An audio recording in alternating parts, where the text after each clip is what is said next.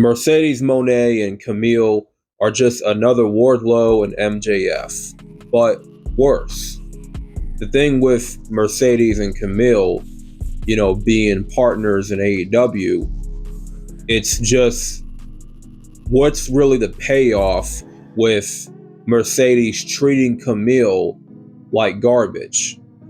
And I feel like they ended that storyline way too premature, and they could have dragged it out a little bit longer.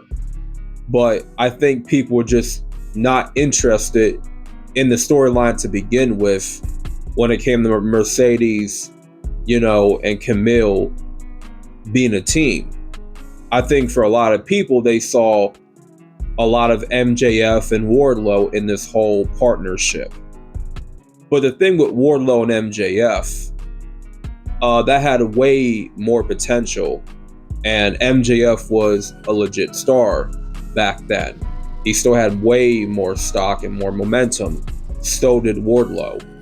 Wardlow was bound to break out after being betrayed by MJF and, breaking away from him and finally, going out on his own accord. And look what happened. Tony Khan completely fumbled Wardlow within a month. And I think that the same thing could be said for Kamille. Tony Khan was going to eventually mess this up because I don't think he really had a long-term plan. But look, this type of, partnership, when a heel wrestler that needs a bodyguard, eventually the storyline is going to write itself. The bodyguard is going to grow sick and tired of the whiny, bitchy heel always, telling them what to do, bossing them around. They're going to be tired of taking orders. And that's pretty much what this was. And now that Kamille has gone her own way, my question is, what do you do with her now?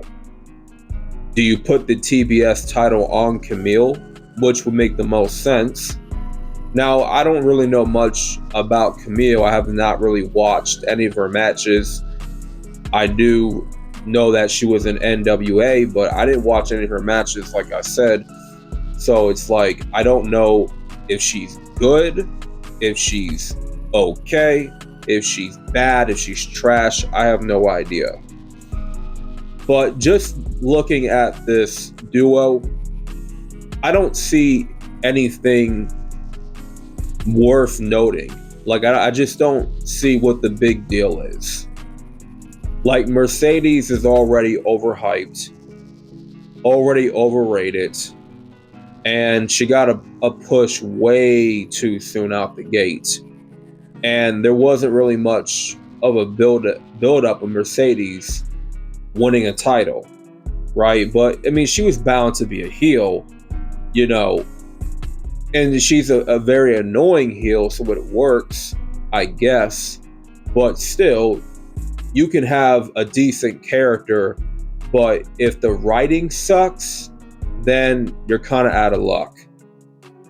It's one thing to have a good character, but if the writing is horrible, it's trash, then what's the point of having a good character, right? Now, with MJF and Wardlow, this had a lot of potential, like I said early on.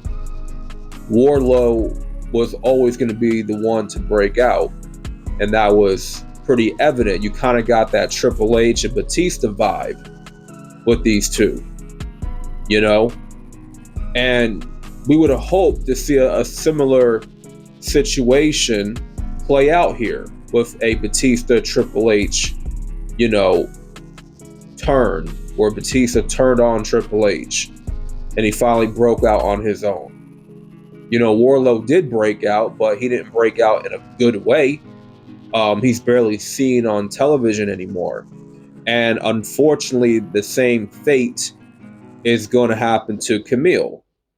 Now, I don't know if she's out with an injury or not. If she is, then I guess that does hurt her momentum.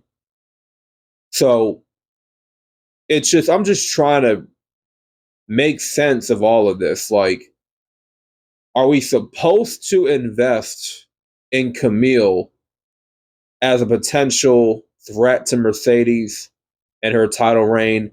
Are we supposed to care about her as a baby face? Like, I'm just confused here. It's like there's a lot of buildup, and I feel like there's no real payoff with any of these storylines. There's just not that payoff that we're all looking for.